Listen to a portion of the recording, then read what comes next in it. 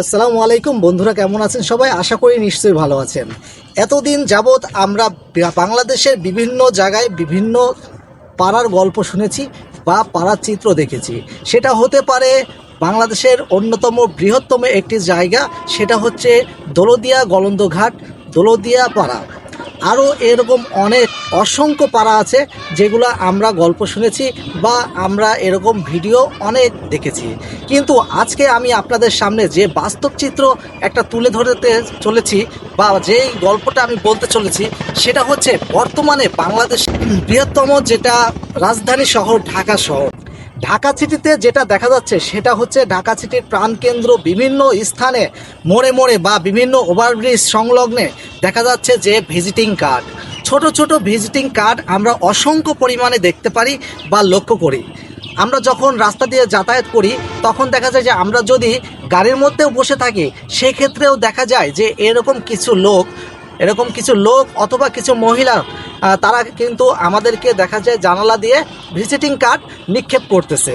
তো অনেক সময় দেখা যাচ্ছে সেটা আমরা তুলে ধরি। তো তুলে ধরার পর আমরা যখন এটাকে লক্ষ্য করি তখন দেখা যায় যে ছোট একটি ভিজিটিং কার্ড, সেখানে মোবাইল নাম্বার দেওয়া আছে এবং সেটা হচ্ছে একটি আবাসিক হোটেলের বিজ্ঞাপন। তো অনেক ক্ষেত্রে আমরা সেটা অনেক সময় ছুঁড়ে ফেলে দিই, আবার কেউ হয়তোবা সেটা চিন্তা করি যে একটু কল দিয়ে দেখি যে আসলে এখানে কি বলতে চাচ্ছে। আবাসিক হোটেল মানে আমরা যেটা বুঝি সেখানে হচ্ছে রাত্রি যাপন করা। আমরা যখন কোথাও গ্রাম থেকে শহরে যখন আমরা বেড়াতে যাই তখন আমাদের থাকার কোনো স্থান থাকে না, তখন কিন্তু আমরা আবাসিক হোটেলে অবস্থান করি। তো সেই ক্ষেত্রে দেখা যায় যে আমরা এরকম ভিজিটিং কার্ড যখন আমরা পেয়ে থাকি তখন আমরা সেখানে কল করতে ভালোবাসি যে আসলে আমি ঢাকা সিটিতে যাব বা ঢাকা শহরে যাব, যে কোথায় রাত্রি যাপন করব, কোথায় থাকব। তখন আমরা সেই ভিজিটিং কার্ডে আমরা কল করতে পারি, কল করে দেখি যে আমাদের ওখানে থাকা যায় কিনা। তো তখন আমরা কিন্তু সেই ভিজিটিং কার্ডের নাম্বার অনুযায়ী আমরা কল দিয়ে আমরা দেখতে পাই ওপার থেকে আমাদেরকে স্বাগত জানাচ্ছে। তো কি স্বাগত জানাচ্ছে? তারা কিন্তু আমাদেরকে এমন একটি জিনিসের স্বাগত জানাচ্ছে যেটা কল্পনার বাহিরে। তো বন্ধুরা, আসলে এই সমাজে ভালো মন্দ সব কিছুই কিন্তু মিলিয়েই সমাজ। তো আমরা সবসময় চেষ্টা করি, আমরা মুসলমানেরা সবসময় চেষ্টা করব যে আমরা ভালো কাজ করার জন্য, কিন্তু আমরা এই ভালোর মধ্যে খারাপ কাজটি আমাদের সামনে চলে আসে, তখন কিন্তু আমরা মনকে বোঝাতে পারি না, আমরা খারাপ কাজে লিপ্ত হয়ে যাই। তো এখানে দেখা যাচ্ছে এই আবাসিক হোটেলগুলোতে বিভিন্ন ধরনের মেয়েদেরকে রাখা হয় এবং সেই মেয়েদেরকে শয্যাসঙ্গ ভঙ্গিময় করে তাদেরকে মেলামেশা করাতে বাধ্য করা হয়।